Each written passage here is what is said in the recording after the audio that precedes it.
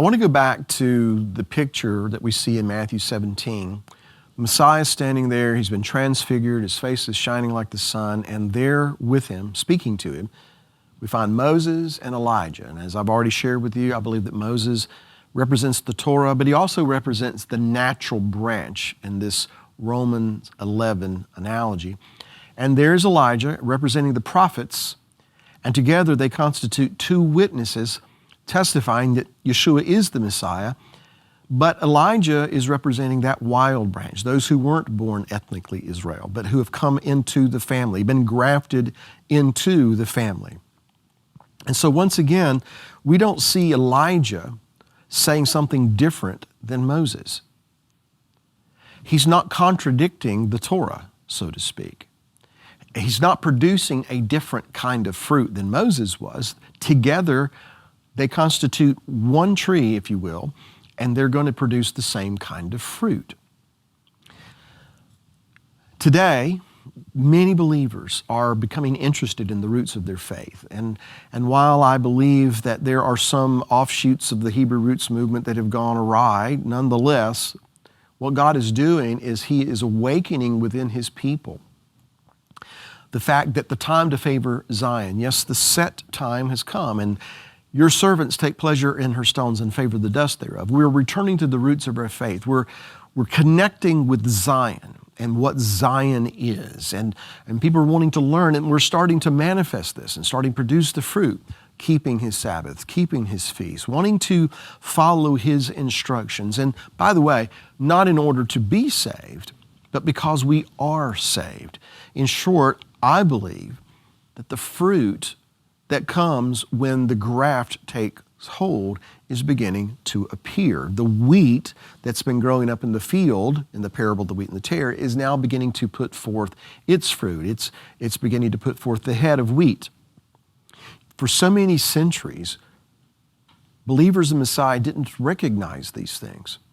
But now we are beginning to do this. And I don't believe that there is a person or a place that we can point to and say, this is where it started and this is who started it. It is something that has been occurring in the hearts of people all over the world, but it's really beginning to pop up more prevalently, I guess you'd say.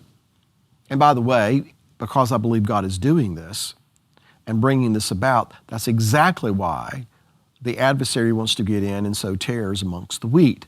But I'll boil all of that down and make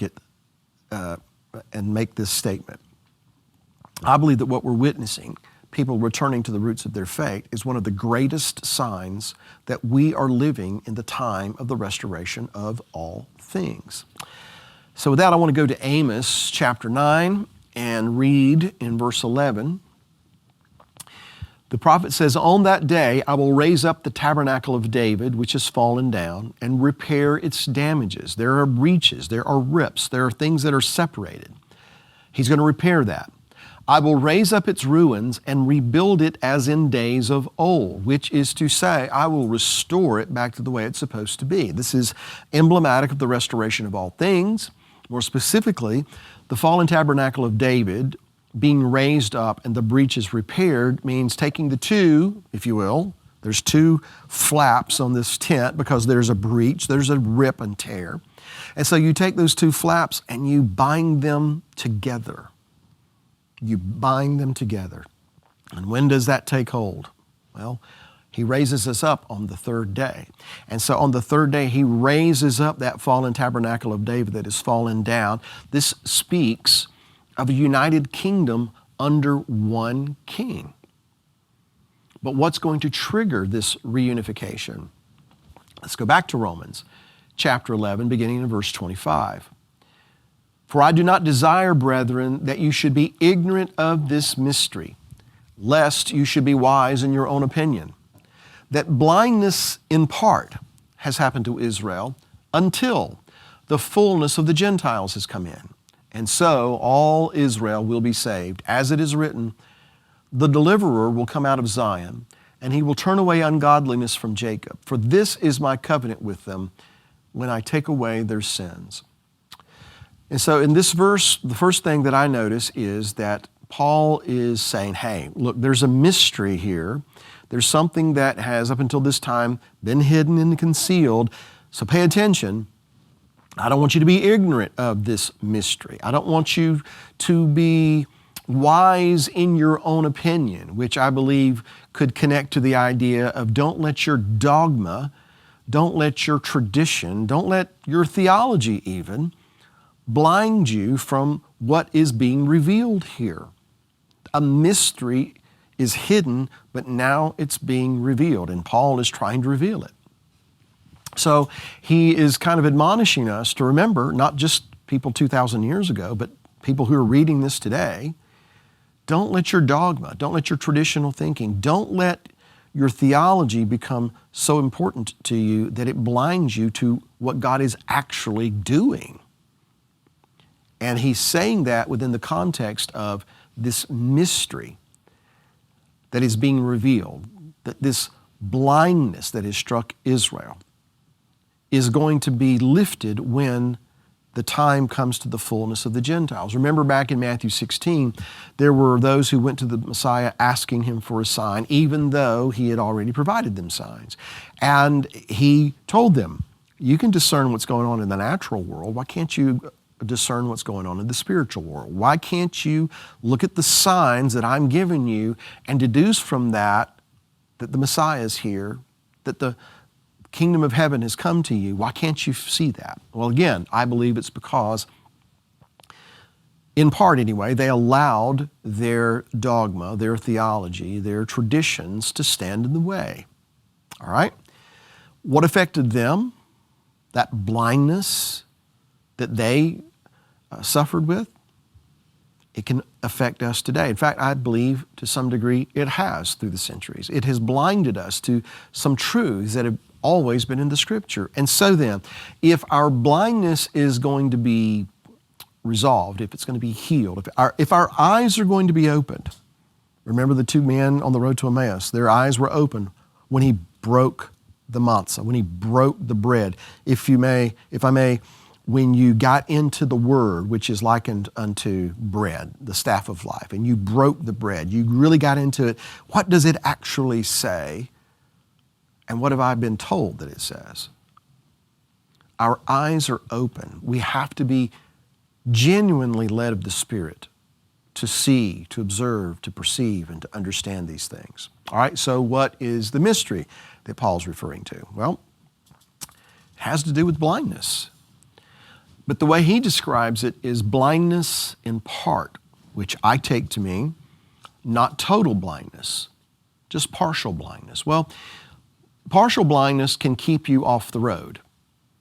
That means you don't get a driver's license. That means you don't drive yourself. You have to have someone else drive you, and you are dependent upon them to take you where you want to go. You really can't see where you're supposed to go, so you're going to have to trust that they know the way. And maybe sometimes they do, maybe sometimes they don't. Well, that's the ramifications of being partially blind. So he says that this blindness in part, or this partial blindness, has affected Israel until the fullness of the Gentiles become in. So now let's look at that word that is translated fullness. What does it mean? Well, in reality, it means completion. So blindness in part has happened to Israel until the completion of the Gentiles. Now, this is where some people get the idea that we're talking about numbers here. That there's a certain number that God had in mind. It was preordained that when that certain number is completed of Gentiles that have come into the kingdom, okay, He's going to take them out of the way. All right, I'm through with the Gentiles now. I'm going to turn to Israel. Maybe it has something to do with numbers. I wouldn't be so presumptuous to say that it does not, absolutely. However, I think it's more likely that it has something to do with coming to fruition.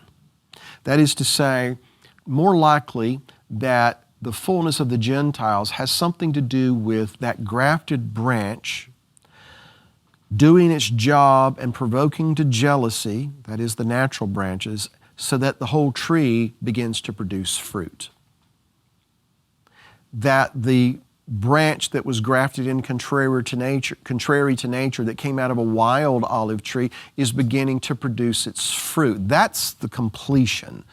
It's coming to fruition. It's doing what it's supposed to do, what it was intended to do from the beginning. I personally believe it has more to do with that. As a matter of fact, the Hebrew equivalent of this Greek term that is translated fullness is the word milah. And it's spelled mem lamed aleph, milah. It's the same word that means to complete or to fulfill. And it's the same word that the Messiah used when he said, don't think that I've come to negate the law of the prophets. No, I've come to fulfill, milah, to complete, to make them do what they're supposed to do, to make them full of meaning, not to throw them away, not to discard them, but to bring them to fruition, to bring them to the place that they're producing the fruit that God intended in the first place. This is what is meant by milah, and I believe that that is exactly what Paul was intending to convey to us when he talked about the fullness of the Gentiles, the completion of the Gentiles, that they're coming into the fullness of what God intended for them. And what did he intend for them? Because in Genesis 12, what does he say to Abraham? In you, all of the families of the earth will be blessed. They'll be grafted into you. They'll bear the same fruit that you bear. That's what fullness means. You know, the term Gentiles in Hebrew is goyim or hagoyim, the Gentiles. And so if we took Paul's phrase, fullness of the Gentiles, and translated it back into Hebrew, it would be milah hagoyim. The phrase to come in or become in literally is to arise. And so what he was saying is that blindness in part has happened to Israel until the fullness or the completion of the Gentiles has arisen. The idea of arising is something's coming up that's been planted. It's starting to come to fruition. It's starting to bloom. It's starting to blossom. It's starting to do what it was supposed to do. That's the idea. Again, Genesis 12. All the families of the earth will be grafted into Abraham. And if grafted into Abraham, then it's logical to conclude that they are supposed to produce the same fruit. They're supposed to do the works of Abraham. Well, what are the works of Abraham? Put plainly, he heard what God said, and he did what God said. And because he believed him and he acted upon that belief, God accounted it unto him as righteousness. Hearing what God says, doing what God says. A lot of believers that for so many years knew nothing of what Moses wrote about, and to some degree what the prophets wrote up, in that we are supposed to do these things. We're supposed to act on these things and manifest these things. And again, not in order to be saved, but as an expression of the fact that we are saved. So the completion of the Gentiles will arise. Everything will start to bloom and to bud. There, again, we have the idea and the concept of producing fruit. All right? Paul didn't pull this phrase out of thin air. He didn't look out the window, see a guy grafting a plant one day and decide, hey, you know, that sounds good. I'll use that to make my point. No, Paul was well-versed in the Torah, well-versed in the prophets, trained at the feet of Gamaliel, and a very intelligent man. And so as he's writing this letter to convey to Gentile peoples how they fit into this plan that God had from the very beginning, in Romans 11, he started talking about this tree and unbelief and branches being broken off. And now you weren't part of this family, but now guess what? You've been given an opportunity to come into and become part of this family. And as he's writing this letter, maybe he's writing in Latin, maybe he's writing in Greek, but even if he's writing in Greek, I guarantee you he's thinking in Hebrew. That's his first language. And so as he's writing about the fullness of the Gentiles, and he uses this phrase, milah hagoyim, where did he get that? Well, in Genesis chapter 48, Jacob has gone down to Egypt. He's been reunited with his son Joseph, and he meets his grandsons, Manasseh and Ephraim. And according to Genesis 48, verses 5 and 6, he has Manasseh and Ephraim to come to him and he adopts them as his own sons. They become as Reuben and Simeon, he says. They are accounted as tribes of Israel. They're just like all the other sons of Jacob. They are regarded as having an inheritance. They are heirs, if you will, according to the promise. And so we could say that in a sense, in Genesis 48, what Jacob did was to take Manasseh and Ephraim and graft them into the family tree. Their father was Hebrew, but their mother was Egyptian. They were, at least partially, of the nations. And yet he grafts them into the family tree. These are my sons. There's not going to be any difference between them and Reuben and Simeon. That's a very, very important thing. And then as we read further into the account, he's going to bless them now because he's preparing to die. And that's in fact why Joseph brought his sons to his father so that he could bless them. And so we continue to read in verse 13 of Genesis 48. It says this, "And Joseph took them both, Ephraim with his right hand toward Israel's left hand, and Manasseh with his left hand toward Israel's right hand, and brought them near him. Then Israel stretched out his right hand and laid it on Ephraim's head." The right hand is supposed to signify power and might. "He laid it on Ephraim's head, who was the younger, and his left hand on Manasseh's head, guiding his hands knowingly, for Manasseh was the firstborn. And he blessed Joseph and said, 'God, before whom my fathers Abraham and Isaac walked, the God who has fed me all my life long to this day, the angel who has redeemed me from all evil, bless the lads. Let my name be named upon them, and the name of my fathers Abraham and Isaac, and let them grow into a multitude in the midst of the earth.' Now, when Joseph saw that his father laid his right hand on the head of Ephraim, it displeased him. So he took hold of his father's hand to remove it from Ephraim's head to Manasseh's head. And Joseph said to his father, 'Not so, my father, for this one,' referring to Manasseh, 'is the firstborn. Put your right hand on his head.' But his father refused, and he said, 'I know, my son, I know. He also shall become a people, and he also shall be great. But truly, his younger brother shall be greater than he, and his descendants shall become a multitude of nations.'" Now, the first thing I want to say here is this is not the first time that the firstborn has not received the blessing of the firstborn. As a matter of fact, we go all the way back to the beginning. Cain and Abel. Presumably Cain was born first and then Abel. Now, who's considered righteous and who is of the wicked one? Well, the firstborn is of the wicked one. It's the secondborn who's considered to be righteous. And then we come to Isaac and Ishmael. Ishmael's the firstborn, but he's firstborn of the flesh. Isaac is the son of promise, even though he was born after Ishmael. And in Isaac shall your seed be called. And once again, when we come to Esau and Jacob, Esau's the firstborn, but Esau I have rejected, Jacob I have loved. And of course, Jacob is going to be known as Israel. And now, here we go to Jacob. He had a son by the name of Reuben, but he places the blessing and the birthright not on Reuben, the firstborn of his flesh, but on Joseph, the firstborn of the love of his life, Rachel. And now Joseph brings his sons, and here's the firstborn, thinking he's going to get the blessing and the birthright. No, it goes to the one born after him, Ephraim.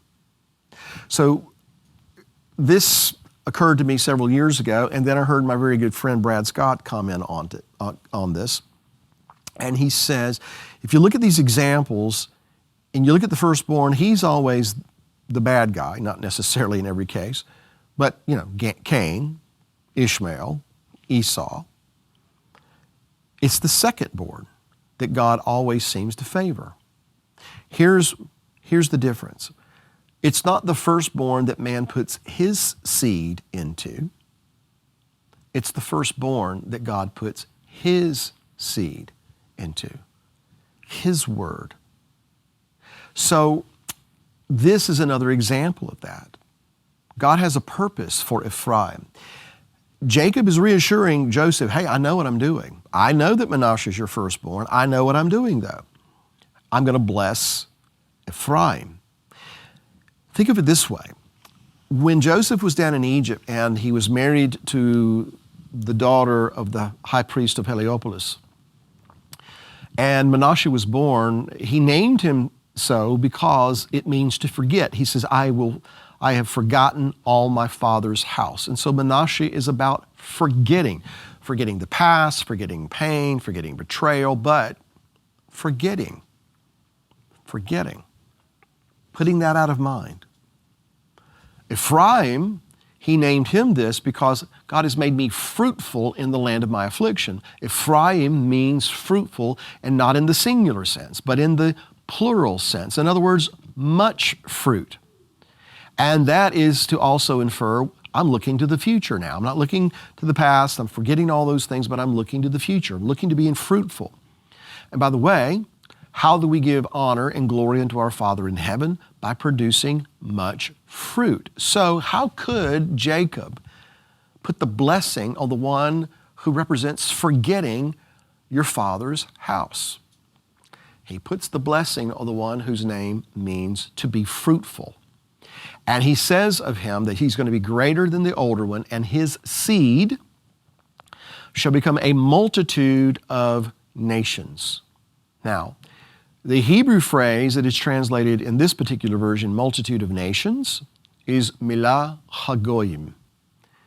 This is the same phrase that Paul would have used in Romans 11 when he talks about the fullness of the Gentiles, or the completion of the Gentiles. As a matter of fact, milah hagoyim only shows up once in the Tanakh, and it's in Genesis chapter 48 when it's talking about the blessing that Jacob placed upon the head of Ephraim and said, in him shall be a milah hagoyim, a multitude of nations, or, if you will, the fullness of the Gentiles. You see, Ephraim's seed, and by that we don't necessarily mean physical, natural seed, but Ephraim's seed, that is to say, those who are producing the fruit of that seed, that's the fullness of the Gentiles. That's the fullness that Paul is referring to, the fruitfulness of the tree that he's talking about in Romans chapter 11. Or let's put it this way, that those adopted into the family called Israel play a very significant role in the fullness of the Gentiles. Elijah plays a very significant role in the restoration of all things. Ephraim, fruitful, by the way, is a name given to the house of Israel. He calls him Ephraim many, many times. So the grafted branch, that wild branch that's grafted in contrary to nature, plays a very significant role in the restoration of all things. Because when that branch begins to come into its fullness, into its fruition, and it begins to produce fruit, it provokes the other branches to produce fruit that apparently up until this time they really haven't been able to put forth. Now again, mainstream Christianity does not consider itself to be part of Israel. And so consequently, mainstream Christianity thinks that the Torah is not for Christians, it's just for Jews. The consequence of that is believing Jews, and by that I mean those who believe in Moses and what he wrote, and that there's one God, not necessarily that Yeshua is the Messiah. But they're never going to accept a Messiah whose followers say that he told them they don't have to observe what Moses wrote. They're never going to accept a Messiah that they perceive would tell people to walk away from Moses or what Moses wrote in the Torah. And this has been very significant in keeping the two apart. You know, people talk about America being founded upon Judeo-Christian values because what we know as Christianity, at least the core of it, the truth that is in Christianity, not all of the other stuff that it's picked up along the way, but the true essence of what Christianity was supposed to be about came out of what the core values of Judaism was supposed to be out. Not all of the stuff that they picked up along the way that men added to and then took away. But do you understand what I'm saying here? What we call Christianity came out of what the world calls Judaism. And I'm not talking about the religions, and I'm not talking about the man-made things. I'm talking about the core beliefs. Just like Adam went to sleep and God removed a remnant from him and made a different body. But he never intended for those two to be set apart. He never intended for them to live separate lives. He always intended for them to come together. He always intended for them to be one so that they could produce fruit. So that they could produce fruit. Because in the fruit is the seed, and that is propagating life. So you've got the church saying, we're not part of Israel, we don't have to do the things that God told Israel to do. You've got Israel over here saying, well, we're never going to accept a Messiah who would tell you that you don't have to do what Moses said, and so we're just going to live separate lives. So something's got to happen if circumcision and uncircumcision are ever going to get together and become one. Now we need to remember that as believers in Messiah, we are saved by the blood of the Messiah. We're not saved by do's and don'ts. Nevertheless, if we are saved, then there's a way we're supposed to live, and there are do's and don'ts. Those are the things that Moses wrote about. And by the way, Moses wrote about the Messiah too. Moses wrote about Gentiles being grafted into Abraham's family, thus being referred to as Israel. And not because of their bloodlines or their genealogical record. The only blood that matters is the blood of the Messiah. All right, so that leads me to this point. If partial blindness has stricken Israel until the fullness of the Gentiles become in, and if through the Messiah you and I are part of Israel, doesn't that mean that we've been partially blind as well? We've always looked at this as saying that the Jews don't see who the Messiah is. They're blind to that. Okay, I agree with that. They don't, by and large, recognize Yeshua as being the Messiah, and they've been blind to his identity. But it's a partial blindness. So if they haven't seen the identity of Messiah, and that's what they're blind to, what is it that they do see? Here's Bill's opinion.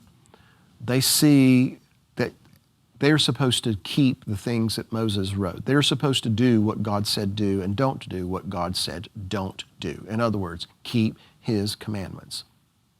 All right? But again, if we're part of this family, we should be partially blind too. Now, we know who the Messiah is. We see that very plainly. But what is it we may have been blind to? In my opinion, we've been blind to what they see. And they have been blind to what we see. And so if we could ever see what they have seen, and our eyes are open and we're completed, that's going to provoke them to see the one they've not seen before.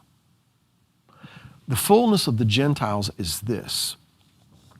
As our eyes are being opened to the fact that, yes, Yeshua is the Messiah, and because he is the Messiah, and because he said, if you love me, keep my commandments, we start to keep these commandments, it provokes the natural branch to see what they haven't seen, and that is the identity of the Messiah. As the branch becomes fruitful, it provokes the natural branches to begin to produce fruit too. And this graph that we're likened unto, it usually takes hold on the third day. And it just so happens that we are living in the prophetic third day. You see, the revival is here. We're being resuscitated. We're coming into the restoration of all things. The fullness of the Gentiles is not the same as the times of the Gentiles. The times of the Gentiles is when those nations that have lorded over Israel, their time ceases. But that gives birth to the restoration of the kingdom, and sitting in the middle of it and forming a very important component of the restoration of the kingdom is the fullness of the Gentiles, coming into the fruition of what God intended for them in the very beginning, provoking natural branches to explode in fruitfulness as well, propagating life. That's the restoration of all things. That's the fullness of the Gentiles. You others that are coming into the realization that all of God's Word is for all of God's people, and we begin to manifest these things. It's not about being Jews, because Jews didn't have it all figured out. It's not about trying to be like Christians, because Christians haven't had it all figured out. It's trying to be like Him. And keeping in mind that Jews are not our enemy.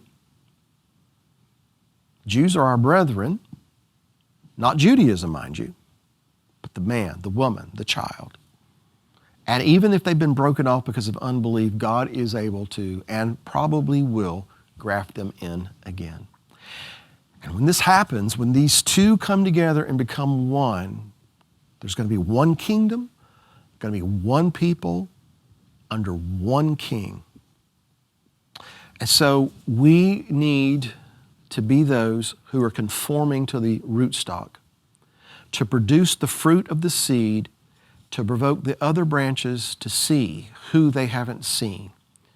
Because when we are doing what we're supposed to be doing, we're coming into the completion of who we are, great things are going to happen. And in the end, here's what Paul said, all Israel shall be saved. And with that, I want to say thank you for joining me. I hope that this has in some way been a blessing to you, that you've learned something, and we hope to see you again soon. Shalom.